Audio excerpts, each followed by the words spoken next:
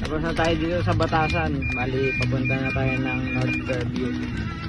Gagawin natin yung curing ni Sir. Pero titignan pa natin kung magagawa o hindi. Sila ba?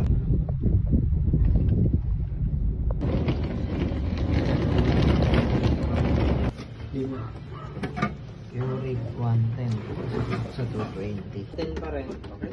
Tsaka dapat din yun i-stock ng matagal. Kung wala kayong pads, kahit sa isang linggo dapat Kahit tubig lang. nagdi-dispense kayo. Kasi yung pump nito matutulog. Kahit tubig lang, no? Opo. Okay lang. Nagamit ko doon sa akin. So pagkasabog yan, may damay pang iba. Ano pa? Ay, sorry. Ano ko?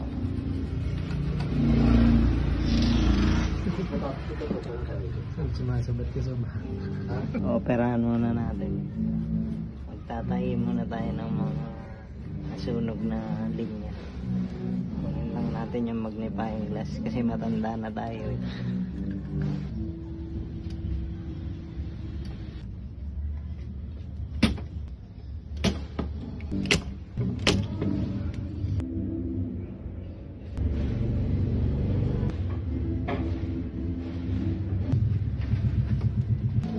I-scale na natin, napapower na natin.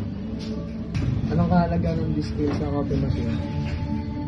Yung discale kasi sa ganitong machine, nag-a-appear siya. So hindi mo siya magagamit hanggat di mo dinidiscale. Bakit kailangan ng discale? Yung discale kasi, kailangan talaga yan sa mga machine. Kasi yun yung mga lime scale sa loob. Ayun yung mga nagkukos ng bara. Pagka hindi mo din-scale, magbabara siya.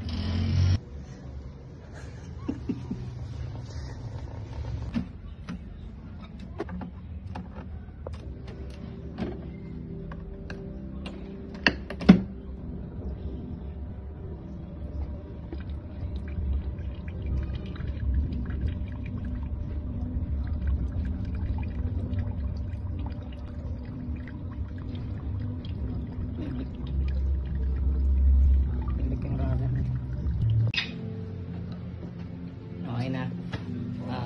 Uwian na. Kasi umuulan na. Hindi akain.